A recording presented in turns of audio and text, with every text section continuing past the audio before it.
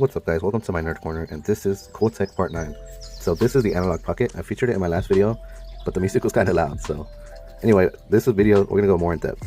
So this is basically a modernized Game Boy. So I can play Game Boy Color, and Game Boy Advance games, and right now I have my Pokemon Emerald in here. So let's boot it up. On the side it has a micro SD card for game backups and saves. As you can see, here's the software. Now it has a USB-C port for charging.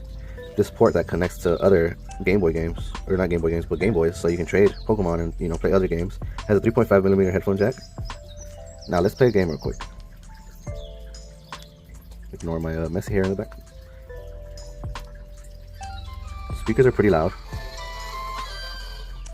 And if you hold this menu button right here, you can show the menu.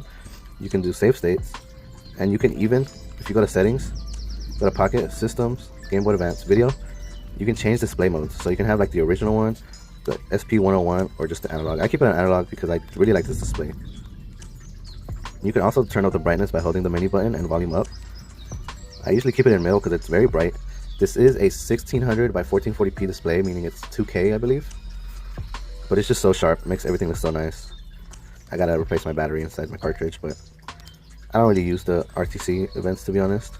But I mean, here it is. This is actually playing real cartridges, real hardware. And it's not emulating because it's using an FPGA chip. And the FPGA chip actually simulates a real hardware from the actual Game Boy. So it's really not that bad. From my understanding, this would be kind of like owning a real Game Boy and having a flash card if you use the micro SD cards. But obviously this is basically like playing a real Game Boy if you use an actual hardware like this. But let me show you the other features.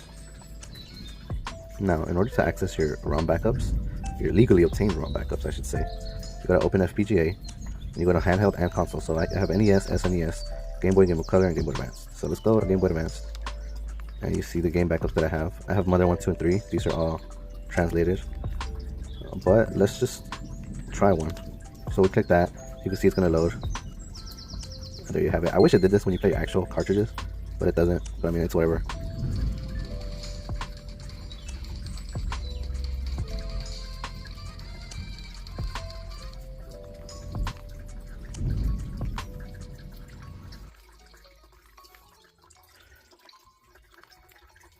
But yeah, this device runs at around 220, which may seem steep, but if you think about it, I bought this regular console for $40. I spent $100 on the modifications, which is $140, and the flash card was around $50-60 bucks. So it's basically the same price as a modified Game Boy Advance. Do you think it's worth it? Let me know in the comments. But anyway, guys, thanks for watching, and I'll make sure the music is very, very low this time. I'm still pretty new to this, so it's kind of weird hearing my own voice, but I didn't mean to wash it out with the music. So thanks for watching, nerds. See you on the next video.